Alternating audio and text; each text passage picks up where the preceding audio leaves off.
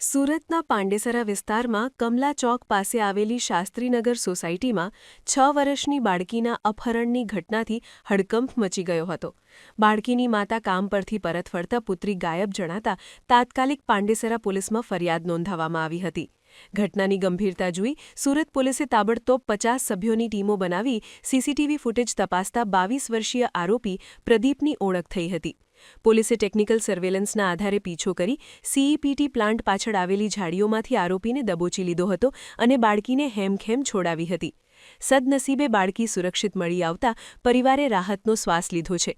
હાલ પોલીસ દ્વારા આરોપી સામે કાયદેસરની કડક કાર્યવાહી હાથ ધરવામાં આવી છે. ગઈ તારીખ 31/3/2026ના રોજ રાત્રે 10:30 વાગે પોલીસના પીસીઆર પર 112 પર કોલ આવેલ કે પોલીસ મદદની જરૂર છે, જેથી પીસીઆર જે તે જગ્યાએ પહોંચેલી અને ત્યાં ઊભેલા તેના મધર ફાધરે રજૂઆત કરેલ કે મારી 6 વર્ષની દીકરીને કોઈ માણસ અજાણ્યો અપહરણ કરી લઈ ગયેલ છે.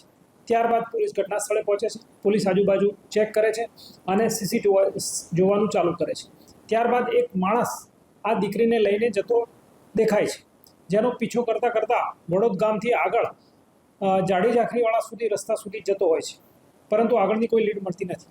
ત્યારબાદ તમામ સિનિયર અધિકારી આવી જાય છે અને આગળની લીડ મેળવતા વડોદ ગામથી પ્રાઇમ માર્કેટની જતા રોડ ઉપર બીજા સીસીટીવી ફૂટેજમાં તે દેખાય છે, જેની શોધખોળ કરતાં અમે આગળ જઈએ છીએ અને આગળ એક વેદાંત સાઈડ પર એક સિક્યુરિટી કર્મચારી આ દીકરીને લઈ જનાર કોઈ માણસને બતાવતા તે ઓળખી બતાવે છે કે આ માણસ અહીંયાથી 7 વાગે પસાર થયેલો હતો.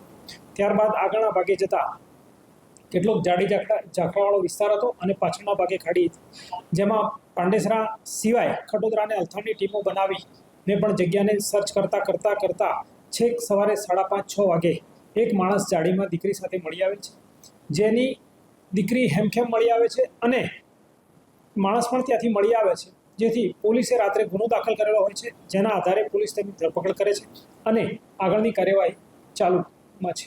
આરોપી પ્રદીપ નામનો માણસ છે, જે ભૂતકાળમાં કલર ટેક્સ તેમજ પારસ મિલમાં કામ કરતો હતો.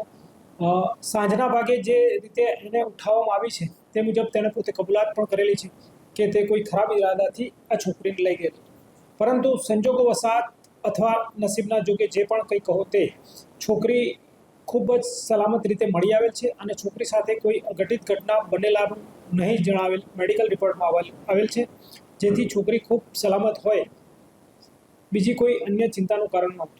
આરોપીએ છોકરીને સૌ પહેલાં કુરકુરે આપ્યા હતા અને ત્યારબાદ ચોકલેટની લાલચ આપી પોતાની પાછળ લઈ જતો હતો અને 100-1 મીટર આગળ ગયા પછી છોકરીને ચોકલેટ અપાવી પોતે ગોદમાં તેડી લીધેલી હતી અને ચારેક જગ્યાએ સીસીટીવીમાં પોતે હાથમાંથી તેડીને લઈ જતો હોય તેવું દેખાય છે.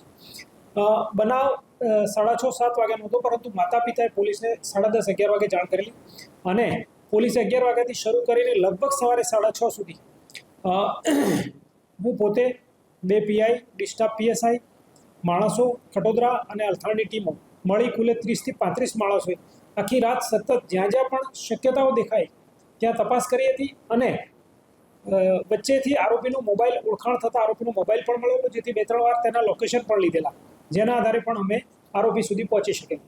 આરોપીનું નામ છે પ્રદીપ ઉર્ફે ભગવત, જેની ઉંમર 33 વર્ષની છે, પોતે મેરિડ છે, તેની 2 દીકરીઓ છે અને તે બિહારના ઔરંગાબાદ જિલ્લાનો.